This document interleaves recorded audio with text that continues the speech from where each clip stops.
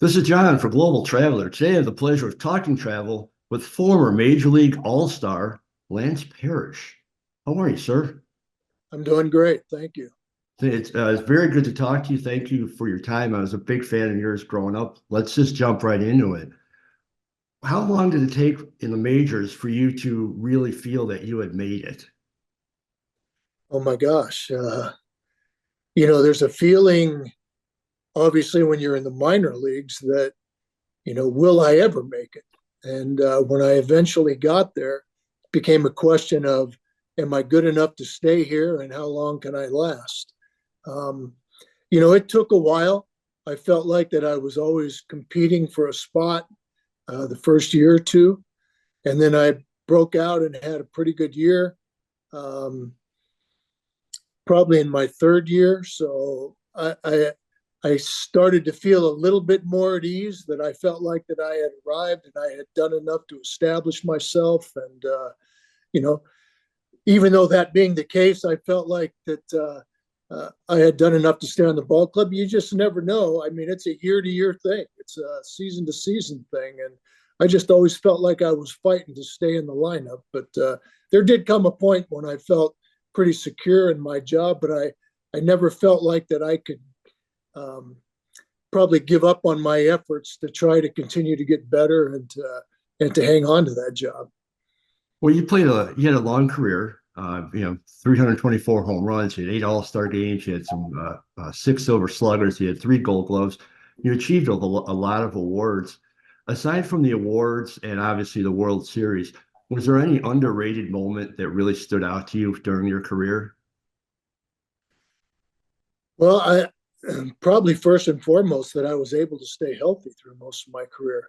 That always becomes a big obstacle for a lot of guys. There's a lot of guys with a tremendous amount of talent that make it to the major leagues, but somewhere along the way they get tripped up with injuries. It either affects their career or shortens their career or drives them out of the game altogether. And I was very fortunate throughout most of my career to stay pretty healthy. It wasn't really until the end of my career that I started, having a few aches and pains and uh, tore some cartilage in my knee, and things just seemed to pile up after that. But I'd been in there for quite a number of years, so I had a pretty solid career all the way through up until that point. And you played with a lot of teammates, a lot of interesting teammates, a lot of Hall of Fame, like I believe 10 Hall of Famers, a lot of great ones. I have to ask you though, Mark Fidrych, I know you weren't there for his first season, but you were around the team when he was there. Any memories of Mark Fidrych? Mark and I actually signed the same year. Oh, In 1974, we played rookie ball together. We're part of a great rookie league team in 1974 in the Appalachian League. We won the league with a 52-17 record, and he had a pretty good run himself in rookie ball. The next year we graduated to A ball, and I had transitioned from a third baseman in rookie ball to a catcher in A ball. So that's when I really started catching him and working with him. But I missed out on his rookie year at the major league level, and was very excited to watch him perform. But he was just a guy that everything you saw out on the field and behind the scenes was the true Mark Fidrych. It was not an act. He was just a fun-loving guy that loved to compete, loved the game of baseball. It was always fun to be around.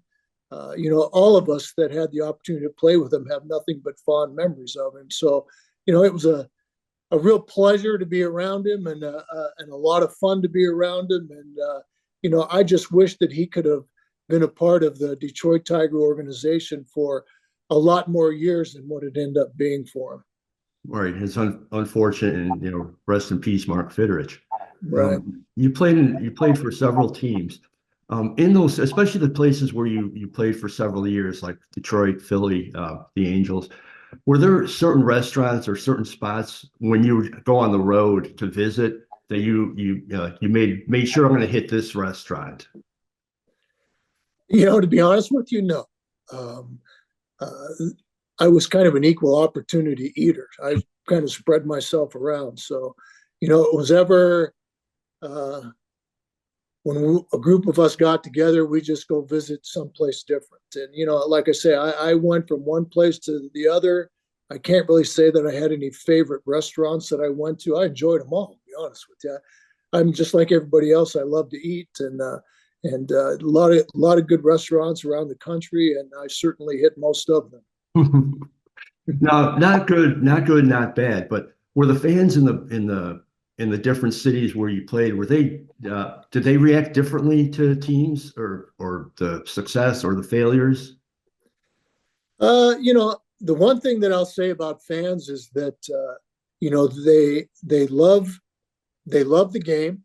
They're very avid supporters of their home teams. I guess the my first experience with any type of controversy when I went to Philadelphia, and I acknowledge that, and I blame myself for that. I think they had high expectations when I went there. Certainly had pretty good numbers going into my first go around with the Phillies. I really did not live up to my end of the bargain, and I think everybody anticipated that by my coming over to Philadelphia, that was going to put them a little bit closer to a pennant or a World Series championship, and maybe I was the missing ingredient. But I struggled the couple of years that I was there. And like I say, didn't put up the numbers that I had been putting up in Detroit consistently. So, whether it was my back injury that led to some of that or whatever else, I don't know. But, just really wasn't able to put things together while I was there. But I do not blame them. I appreciate the fact that they love the game of baseball and they love their teams. And again, I just didn't live up to my end of the bargain. So everywhere else I went, you get a spattering of boos when you're not doing good, and they love you when you're doing well. And I experienced that also when I went to Philly because, they love Mike Schmidt, but when he went through a little bit of a slide where he wasn't producing, I heard him get on him as well a few times. And, that's the great Mike Schmidt. I mean, I couldn't believe it, but, that was just their way of trying, I guess, to motivate him. And he more times than not rose to the occasion. I would say. Was there any city you enjoyed hitting the most? Well, I loved hitting in Detroit. Detroit was a great place for me. I loved the configurations of the stadium. I've always referred to it as like a cathedral baseball stadium where we were double decked all the way around. The people were right on top of you, especially in '84 when we won the championship and we were packing the stadium just about every night. You could feel the electricity. It just motivated everybody. It motivated me. And I loved hitting there. I loved the dimensions, not so much center field. I love how they talk about, the distances to all the fences and all the stadiums nowadays. Well, in Tiger Stadium back in the day, it was 440 feet to center field. So I hit a lot of balls that I thought had a chance to get out that, only ended up breaking my heart, somebody running back to the track and catching it. But, I loved hitting there, loved hitting in Fenway, Yankee Stadium. And of course, I grew up in Southern California. So every time we went back to Anaheim, I had a little extra motivation to do well there. But, I honestly, I loved all the ballparks at the major league level. Every one of them had their little nuances to them, and whether the fans were getting on you or whatever, it just seemed to motivate. So it was a lot of fun. Well, speaking of the Tigers, and now it's time to talk about the Enchanted season. Of course, I'm talking about 1984. I'm also talking about your book, The Enchanted Season. Right. What made you want to write the book now? Well, this year is the 40th anniversary of our World Championship, and I was approached about the possibility, the opportunity to put this project together, to put this book together. And I thought it would be a great opportunity, not only for me to reminisce through that season and relive a lot of those moments, but give the fans out there an opportunity by reading the book to relive a very special year, not only for all of us that were on that team, but for the entire city of Detroit and state of Michigan and Detroit Tiger fans all over the country. That year was an amazing year for our ball club, obviously. Starting out 35-5, which I don't think will ever be duplicated again. If it does, I'll be the first one to say I'm absolutely amazed. I'll be shocked by it. But we were wire-to-wire champions. We set a franchise record for wins. Jack Morris threw his no-hitter that year. It was just a fun year all the way around. And, I to be very honest with you, in my 19-year career, that was the only season that I was able to play in the postseason, whether it be the playoffs or the World Series. Wow. But if I ever had to pick one year, that would have been the year, just because of how special it was. The people around the city were on fire for our ball club. Every time I went to the ballpark, everybody was in a good mood. Everybody in the clubhouse was fired up all the time. So it was just a very, very special time in my life and my life as a baseball player. Well, that team had a lot of great players. I mean, you mentioned Jack Morris, there's Lou Whitaker, Ellen Trammell, Hojo, Chet Lemon, Larry Herndon. Was there any player like under the radar, not necessarily a star, any player that kind of got overlooked or underrated throughout the season? I've always said, and there were guys that got probably more publicity than others. Larry Herndon was a great contributor. He stepped up big in the playoffs and the World Series. Chet Lemon, same way.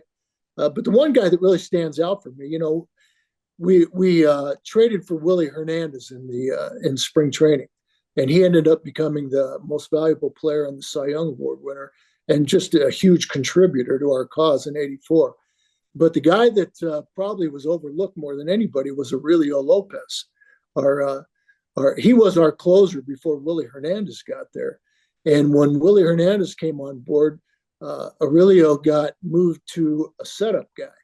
Well, if you look at his numbers, he had a pretty amazing year himself. I think he ended up winning 10 ball games. He had 15 saves, had a great ERA. He was a guy that set the table for Willie to be able to accomplish the things that he did. And, I just feel like that, the discussion when you turn to pitching always seems to go to Jack and Dan Petrie and Milt Wilcox and Willie Hernandez. But Aurelio Lopez was a major contributor and very helpful to our cause in '84. Well, Chicago Cubs fans were still hurting about the Willie Hernandez thing. We would have liked him still here. But was there any part of the season that anything that you learned through writing the book, you learned about what happened that season? Well, as it's well documented, we started out the season 35-5. And I think the anticipation was from a lot of people that since we started out that way, that we should continue to play at that pace for the rest of the year, which is next to impossible. And I think that became a reality for us. After we had gone 35-5 in Anaheim, we moved up to Seattle and got swept by Seattle. And all of a sudden, everybody was starting to pay attention to the standings. And, Toronto was right on our heels the whole way. So we always felt like we were within a series. If we lost a series and they won a series, they'd be right there with us, even though we had the great start that we had. So we didn't play, obviously at that winning percentage throughout the remainder of the summer. We picked things up at the end of the season, which was a good thing. But, we played just above 500 baseball for quite a while. And, that just goes to show you how difficult it is to win at the major league level. I mean, for us to go 35-5 was kind of a miracle in itself. But there's no way that we could keep that pace up. And it really wasn't until the end of the season that we were able to put some distance between ourselves and Toronto.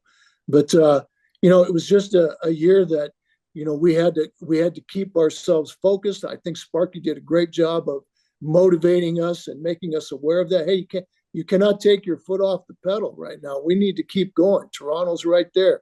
We need to stay motivated. We need to stay focused. So if anything really resounded with me when I was going through that book, was just how much of a struggle it was through the middle portion of our schedule to really stay where we wanted to stay. And then once we got into the playoffs, and I've said this a number of times, I remember getting behind the plate before Jack Morris threw his first pitch in our opening game with Kansas City was if we don't win it all, this season will have all been for nothing. Wow. 35-5 start, staying in first place from the beginning to the end of the season, because people don't remember you unless you win. So True. we were able to, obviously accomplish that. But, and I don't know why that went through my head, but it was just one of those things that we have to win it all if we want to establish ourselves as the great team that we thought we were that year. Well, you were a great team. You did win it all. So before I let you go, tell me, what do you expect people to get out of the Enchanted season, the book? Well, there's a lot of people that are still around that, during the time that we accomplished what we accomplished. The Detroit Tiger organization has not had a winning team since then.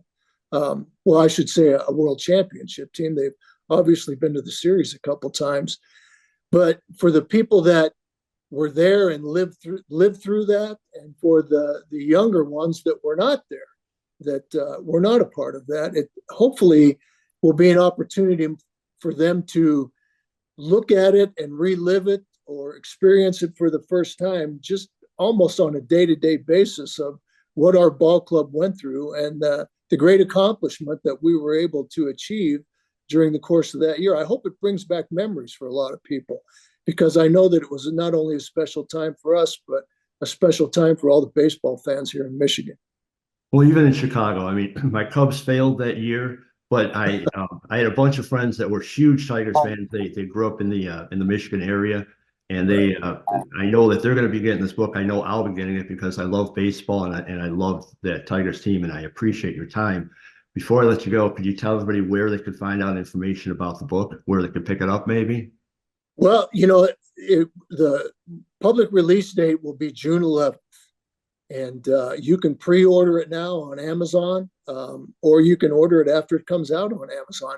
We are going to be doing a number of book signings around the state, and you can check to see locally where we might be at any given time.